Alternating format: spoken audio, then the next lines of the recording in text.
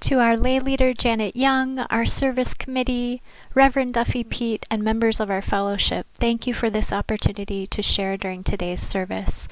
My name is Dr. Andrea Hamre, and I'm a transportation researcher at Montana State University. But today I'm joining you as a member of UUFB and as a scholar who has spent some time studying and reflecting on the meaning of justice. I offer my remarks today as a form of meditation on the concepts of freedom, justice, empathy, and dignity, and as a connection with and continuation of Reverend Pete's sermon last week on Dr. Martin Luther King Jr.'s life of intention, as we look in anticipation to the opportunity to honor Black History Month as February commences in a few weeks. I have begun a new tradition of listening in the late days leading up to our observance of the Dr. King holiday each year to original recordings of his orations. This practice steeps me anew in his teachings and wisdom shared with us until his murder at age 39. In his speeches, Dr. King often professed and taught the meaning of the Greek word agape, a form of love he described as understanding, creative, redemptive goodwill for all people. Dr. King believed us to all be children of God, what many in our living UU tradition identify as the spirit of life, or a corner of the universe endowed by evolution with the awing beauty of diverse life. Even in the face of chronic verbal and physical abuse, threats, assaults, violence, racialized terrorism, and killings by white members of our society, Dr. King expressed concern for their suffering, for their hunger, lack of education, inadequate housing, and other manifestations of poverty. And his concern for suffering encompassed not only members of our own nation, but indeed the world as a whole. For the American dream reminds us that every person is the heir of a legacy of dignity.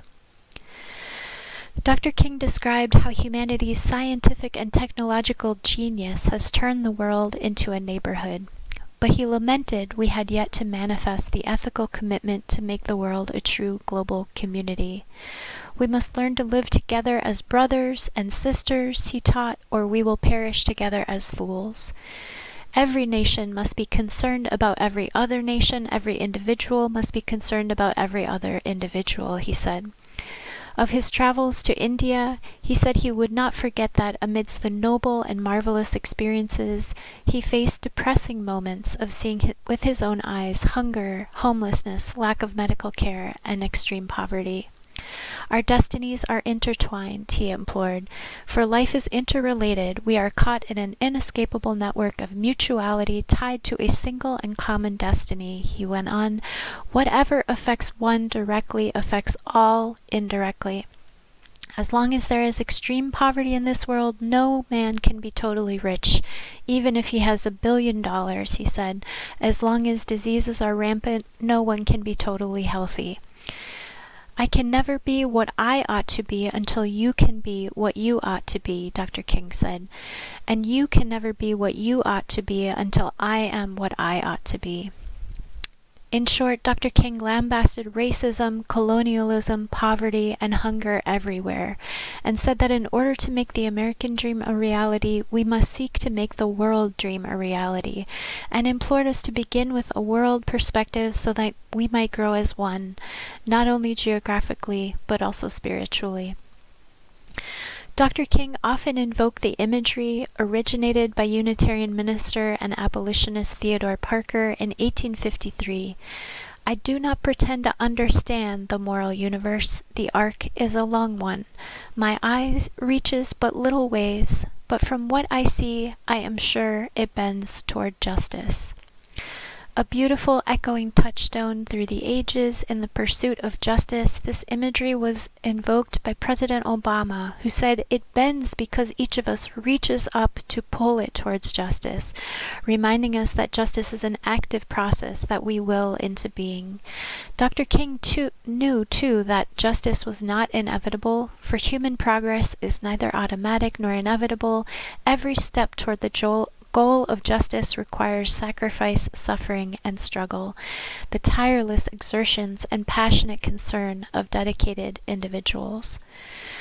So let me offer today what I see as a helpful framework for reaching up to pull the moral arc of the universe toward justice.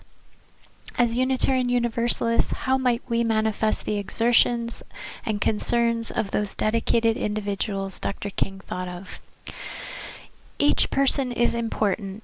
Be kind in all you do. We're free to learn together and search for what is true.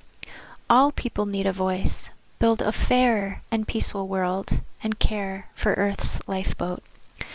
This is a version of our living traditions shared principles formed for all ages and the foundation for our reflections today on how the capability approach developed by Amartya Sen and Martha Nussbaum may help us build lives and societies of intention. The capability approach emphasizes both existing capacities or states of being as well as opportunities to nurture capacities. So health status, life expectancy, educational attainment, self-respect, and political participation, these are states of being that should be understood as distinct from the freedom a person has to choose between different ways of life they value and to achieve different states of being. So both the status and the choice of status are essential to the experience of freedom from this perspective. That is, in assessing the extent of freedom that a person enjoys, it is important to pay attention to both well-being and agency aspects. Sen is a development economist, and his work has helped shift development accounting from that which is income-centered to people-centered by conceptualizing poverty as the deprivation of capabilities rather than merely low income or material resources alone. As a result, development is understood to encompass basic economic freedoms like the absence of hunger and disease, as well as political freedoms such as freedom of the press and political participation. His work was the foundation for the United Nations Human Development Index, which is a summary measure of key dimensions of human development, including health, knowledge, and a decent standard of living. The U.S. currently ranks 17th in the Human Development Index, despite having a higher gross national income per capita than all but 4 of the higher-ranked countries, suggesting America has relative deficiencies in health and education investments compared to these higher overall ranked countries. Bringing this back to our UU living tradition and shared principles, I offer the capability approach as a framework for thinking about our efforts to live with justice expanding intention. In our own lives, I offer this as an opportunity to take stock. First, of our current states of being. Are we healthy in body, mind, and soul? Are we curiously engaged in growth through learning, and are we meeting our daily needs for safety, food, and shelter? And second, of our capacities, are we maintaining and cultivating relationships and putting ourselves in situations that nurture our own opportunities to achieve new states of being? This could mean taking a step back and having very frank and difficult conversations, for example, with a medical professional about chronic risk factors, making an honest assessment of the balance of attention we devote to television and social media versus more focused efforts toward learning, and an evaluation about whether we are experiencing chronic stress, either due to insufficient income or a source of employment that takes too much time and energy away from our family and friends. It could also mean reassessing whether any relationships or situations in our lives make us feel pigeonholed, static, suffocated, or stymied. This is important inner work for living with intention. As UUs, we can also look to the capability approach for inspiration for the work we do here in the Bozeman community and in our greater national and global societies. First, what is the current state as a community? Are we sharing broadly in the achievement of key health indicators and educational attainments? Is our community organized in such a way to support the broad shared enjoyment of adequate material well-being? And second, as a community, do we broadly provide opportunities to choose between different ways of living? I'll take just a moment now to offer a few examples and applications from my work in sustainable transportation. I recently shared about the idea of car sharing in Bozeman in the context of new and denser housing in the downtown area, which I appreciate has been an issue of considerable and ongoing debate in our community. Someone I was speaking to shared that she could not imagine making any use of car sharing because she was used to being able to get in her car and drive wherever and whenever she wanted to. How could car sharing possibly be of use to new residents? Wouldn't anyone moving to downtown Bozeman want 24/7 access to a private vehicle? A teachable moment, I thought. Yes, I responded, I see you are sharing from your personal experience as someone who has the financial and physical capacity to own and operate a car, perhaps so for many years or even decades without interruption.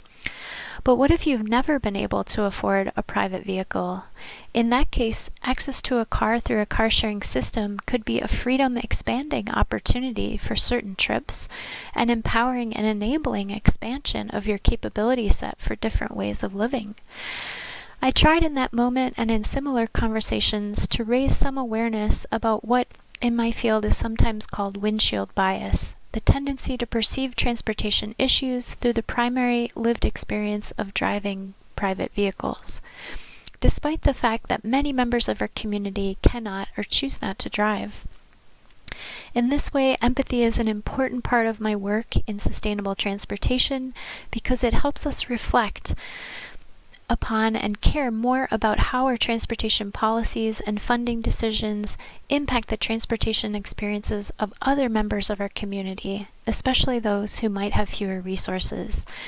Empathy is so important to our practice of honoring the dignity of those we are traveling alongside in our communities, and especially when we get behind the wheel of a car, let us remember the force generated by the weight and acceleration of our vehicles, and take special care for the safety of those walking and biking.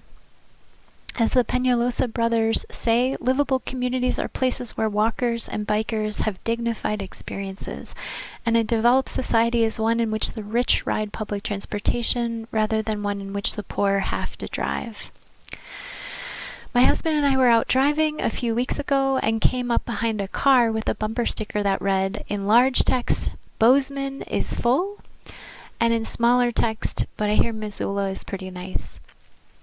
We began discussing some of the tensions in this fast-growing small urban area related to population growth, new housing development and housing affordability, car traffic, and parking. And I suppose today I want us to consider reflecting on these growing pains in Bozeman from the perspective of the capability approach and our shared principles. How can we walk the talk in our own backyards and help manifest a community in which you and I both have the opportunity to be what we ought to be?